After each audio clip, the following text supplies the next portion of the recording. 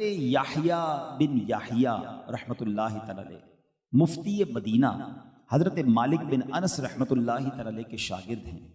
فرماتے کہ پہلے دن میں جب میں حضرت امام مالک بن انس کی خدمت پڑھنے کے لیے حاضر ہوا، آپ نے میرا نام پوچھا، پھر فرمایا اللہ اللہ، اے یحییٰ علم دین سیکھنے کی خوب کوشش کرو، تمہاری ترغیب کے لیے میں تمہیں ایک واقعہ سناتا ہوں۔ تو آپ یہ سمجھیے کہ یہ واقعہ ہم سب کی ترغیب کے لیے ہے۔ کیا شاندار واقعہ انہوں نے نئے آنے والے اسٹوڈنٹ کو، نئے آنے والے طالب علم کو سنایا۔ کہتے کہ ایک مرتبہ ملک شام سے تمہاری عمر کا ایک نوجوان مدینہ منورہ میں علم دین سیکھنے آیا۔ وہ ہمارے ساتھ ہی پڑھتا تھا اور دوران طالب علمی ہی اسے موت آ گئی۔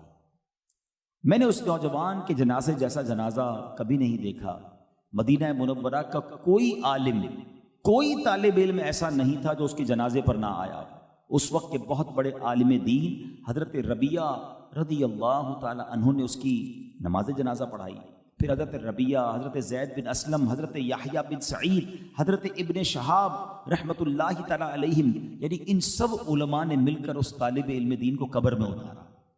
جنازہ بھی اتنے لوگوں نے پڑھا، بڑے بڑے علماء بھی آئے، اور ان بڑے بڑے علماء فقہا نے اپنے ہاتھوں سے اس طالب علم دین کو قبر میں اتارا۔ اس خوش نصیب طالب علم کی وفات کے تیسرے دن ایک شخص نے اسے خواب میں دیکھا۔ کیا دیکھتا ہے کہ خوبصورت نوجوان ہے، اس نے سفید لباس پہنا ہوا ہے، سبز امامہ سر پر سجایا ہے، اور ایک خوبصورت گھوڑے پر بیٹھا آسمان سے اتر رہا ہے۔ خواب دیکھنے والے نے جب یہ مقام، یہ مرتبہ دیکھا تو پوچھا کہ نوجوان یہ مقام تجھے کیسے ملا، یہ مرتبہ کیسے ملا؟ تو نوجوان کہتا ہے مجھے میرے علم دین نے یہاں تک پہنچایا۔ علم کا ہر وہ باب جو میں نے سیکھا تھا، اللہ پاک نے ہر باب کے بدلے میں مجھے جنت میں ایک درجہ عطا فرمایا ہے۔ بس علم دین کی برکت سے مجھے درجات ملتے گئے۔ اگرچہ میں طالب علم تھا مگر میرے مولا نے اپنے فضل و کرم سے علماء کے درجے تک پہنچا دیا۔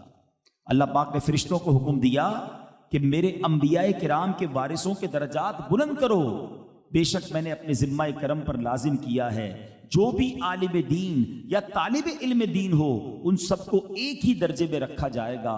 وہ خوش نصیب طالب علم بولا میں بھی طالب علم دین تھا، بس اللہ پاک نے مجھے بلند درجات عطا فرمائے، یہاں تک کہ میرے اور رسول پاک صلی اللہ تعالی علیہ وسلم کے درمیان صرف 2 درجات کا فاصلہ رہ گیا۔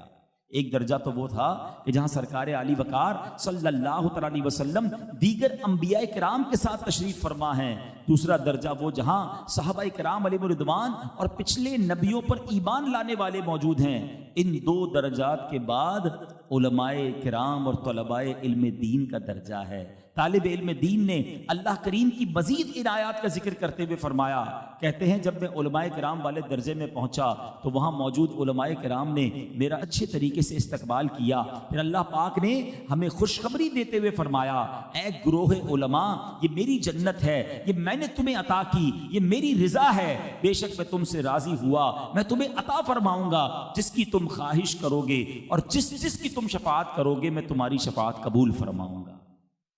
اے میرے پیارے اسلامی بھائی، خاص طور پہ وہ اسلامی بھائی جو ماشاءاللہ طالب علم دین ہیں، علم دین یہ بہت بڑی نعمت ہے اور یہ نصیب والوں کا حصہ ہے، اور اس قدر فضائل ہیں۔ اور یہ جو فضائل آپ نے سنے نا، حضرت علامہ ابن بطال رحمۃ اللہ تعالی علیہ یہ ایمان افروز واقعہ لکھنے کے بعد فرماتے ہیں کہ یہ فضائل ان کے لیے ہیں جو صرف اور صرف اللہ پاک کی رضا کے لیے علم دین سیکھیں اور اپنے علم پر عمل بھی کریں۔